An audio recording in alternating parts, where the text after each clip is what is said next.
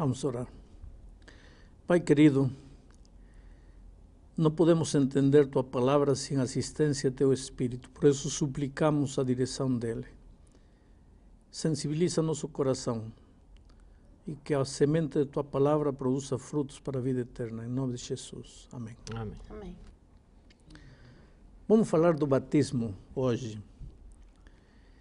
Para começar, leio Marcos 16, diz assim: quem crer e for batizado será salvo, quem porém não crer será condenado. Quer dizer que não basta crer. Na realidade, o diabo também crê. Santiago diz que os demônios creem e tremem. Qual é a diferença do crer do inimigo e do crer do cristão? O crer do inimigo é crer de palavra. Ele pode até tremer, mas fica parado onde está.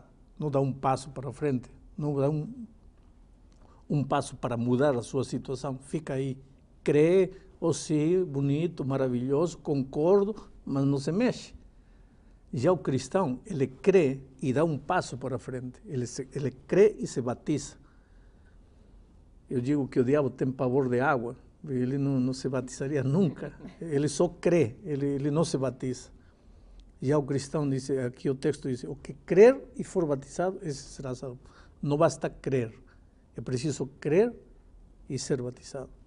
Agora, o batismo tem características.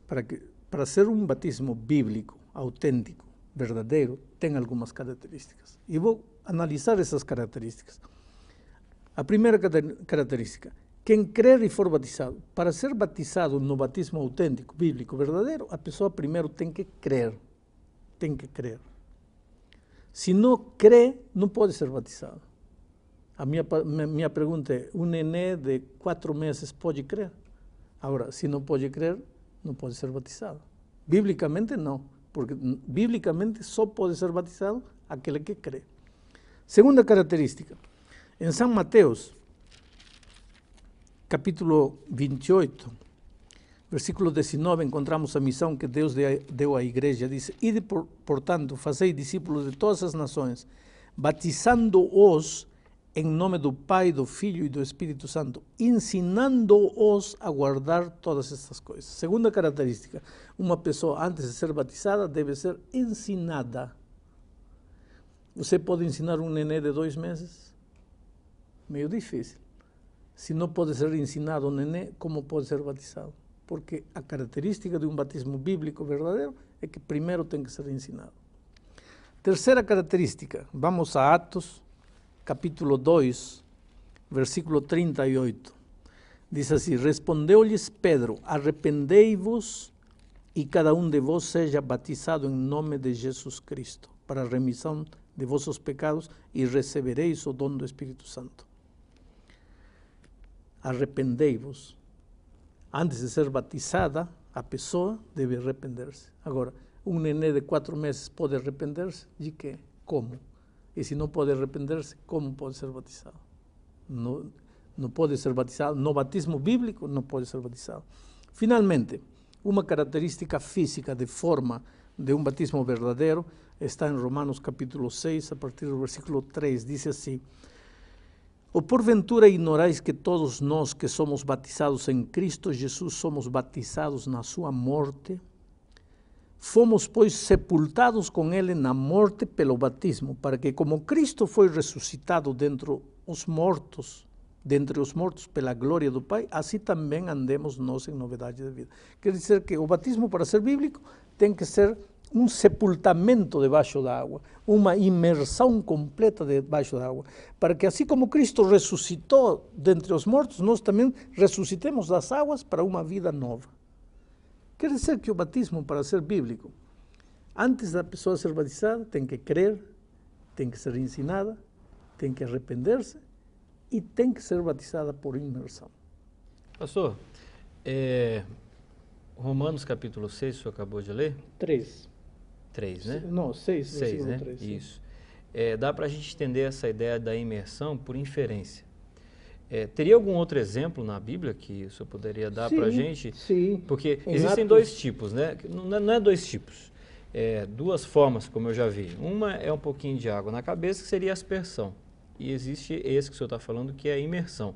Sim. Um exemplo, por exemplo, que vem na minha mente. Jesus, ele foi batizado de que forma? O texto bíblico diz que Jesus foi ao Rio Jordão, onde João o Batista o batizou. Também por inferência. Para que iria ao Rio Jordão? Para jogar um pouquinho de água na cabeça dele. Ele podia ficar em casa. Se foi ao rio era porque tinha que ser submergido. Agora, aqui no capítulo 8 de Atos, encontramos a experiência do eunuco etíope que estava indo aí, e Filipe foi a encontrá-lo. E então, quando chegaram a um lugar onde havia água, diz o texto bíblico aqui, e quando então mandou parar o carro, ambos desceram a água. Diz, seguindo eles caminho fora, capítulo 8, versículo 36, chegando a certo lugar onde havia água, disse o eunuco, eis aqui água, que impede que eu seja batizado? Filipe disse, se queres, podes. Então mandou parar o carro, ambos desceram a água, e Filipe bautizou o eunuco. Quando saíram da água, o Espírito do Senhor arrebatou a Filipe. Então, são três textos. Quando os três textos te dão a entender que para haver batismo tem que haver muita água, que a pessoa tem que ser submergida como Cristo foi sepultado, que as pessoas desceram na água, saíram da água, foram ao rio, saíram do rio, logicamente que está falando do batismo por imersão, mesmo porque a história comprova que naqueles tempos o batismo era por imersão completa dentro da água. Pastor, a minha dúvida é com relação a outro aspecto relacionado com o batismo. Não é? A Bíblia, nela toda, nós encontramos declarações de que Deus está realmente interessado no nosso coração, Deus lê o nosso coração, Deus conhece o que vai por dentro, né? O que a gente pensa, tudo, Ele sabe da sinceridade do nosso coração. Isso não seria suficiente? Por que precisa dessa demonstração pública de que eu aceitei a Cristo? Veja, vou fazer uma ilustração. Vocês dois, suponhamos, são solteiros. Tem 20 anos de idade, solteiros. Aí ele vem onde você, Márcia, eu te amo, eu te adoro, meu coração é teu, você me conquistou, você é a coisa mais linda do mundo nesta terra, ninguém é como você, se você não existir eu morro, papai, e você crê. Então olha para ele e diz, então vamos casar. Aí ele dá um pulo para trás, não, casamento não, eu te amo, o que quiser, mas casamento não, que tipo de amor é esse? Se eu digo que amo Jesus, Senhor, eu te amo, meu coração é teu, você é a coisa mais linda que aconteceu na minha vida. Aí Jesus diz, então batize. Ah, não, batismo não. Batismo não por quê? Qual é o problema de batismo não? Qual é o problema do batismo? As pessoas que não querem se batizar, não é porque o amor basta, não é porque o amor é suficiente, é porque não querem compromisso. É amor de palavra é uma coisa, amor de compromisso é outra coisa. E Cristo quer um amor de compromisso, porque Ele se comprometeu até derramar sua vida na cruz do Calvário. Agora, vamos supor que uma pessoa ela é batizada numa igreja. Esse batismo, ele vale para sempre ou de repente ela muda de igreja, chega numa outra igreja, ela tem que ser batizada novamente ou não precisa? Não, eu diria, você foi batizado. Analise, o seu batismo é um batismo bíblico, autêntico, verdadeiro ou não é? Porque, vou te fazer um exemplo. Eu tenho no meu bolso aqui uma nota de R$50. E eu cuido com muito carinho, porque R$50, eu posso comprar uma pizza, enfim, até um par de sapatos eu acho que dá para comprar com R$50, está aí com carinho, bonitinha, tal.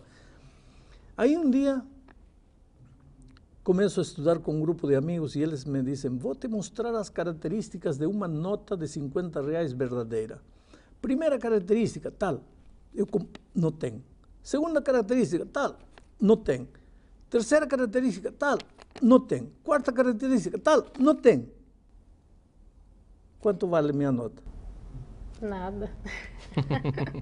Então, não é que tenho que me batizar de novo. Não é de novo, eu não tenho nada, eu tenho que me batizar. Não é de novo, porque eu nunca fui batizado. No batismo bíblico, autêntico, verdadeiro, nunca fui batizado. Pastor, mas há um texto na Bíblia se não me engano, Efésios 4, versículo 5, que diz que um só batismo é necessário. Não disse um só batismo necessário, disse que só há um batismo. Exato, isso não é o suficiente? Só há um batismo verdadeiro. A pergunta que ele fez não tem a ver com a pergunta que ele fez? Muito bem. Só há um batismo verdadeiro. Esse batismo que acabo de mostrar. O batismo que a pessoa é ensinada, se arrepende, crê, é batizada por imersão. Existe um só batismo. Agora, pastor, uma coisa que me intriga bastante. A pessoa foi batizada pelo batismo correto, pelo batismo bíblico, não é? E acabou passando por problemas na sua vida e se desviou do caminho correto e precisa de um rebatismo, né? Eu ouvi falar nesse termo, rebatismo. Então, há necessidade mesmo disso. Se ela já passou pelo batismo verdadeiro, tudo bem, ela teve problemas posteriormente, né? Mas ela se arrependeu no seu coração, tá tudo bem. Precisa dessa demonstração pública, porque parece que isso expõe um pouco a pessoa, né? Na Bíblia não se menciona a palavra rebatismo. A palavra rebatismo não é bíblica. Não existe rebatismo na Bíblia. É só um só batismo. Agora você vai me dizer, então, por que as pessoas se rebatizam? Eu vou te fazer um exemplo. Você está casada. Vamos dizer que você se separa do esposo, se divorcia. Ele vai por aí, você vai por seu canto, separados, divorciados.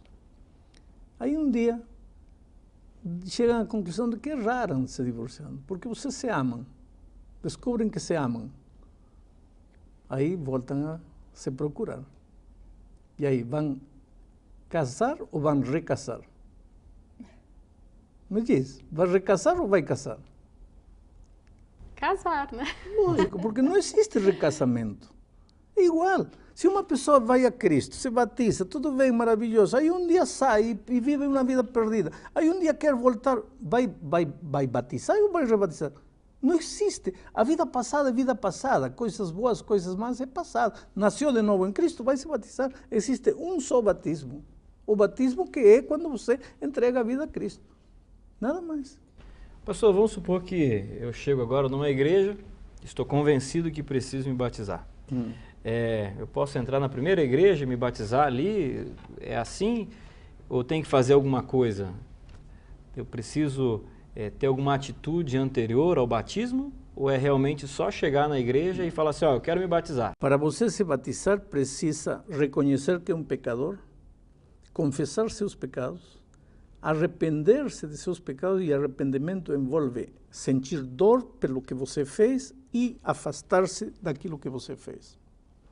E está pronto para ser batizado.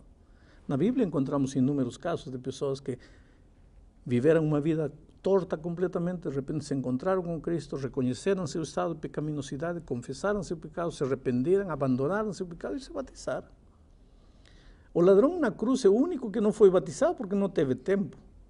Se arrependeu, entregou a vida a Cristo, alcançou a salvação, morreu. Mas se ele descia direitinho ao tanque, batismal, porque aquele que crer e for batizado, esse será salvo.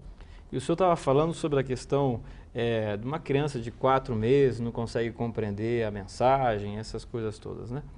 Existe uma idade mínima ou máxima para você se batizar? Eu acho que a idade mínima é quando a pessoa tem capacidade de ser ensinada, de se arrepender, de crer.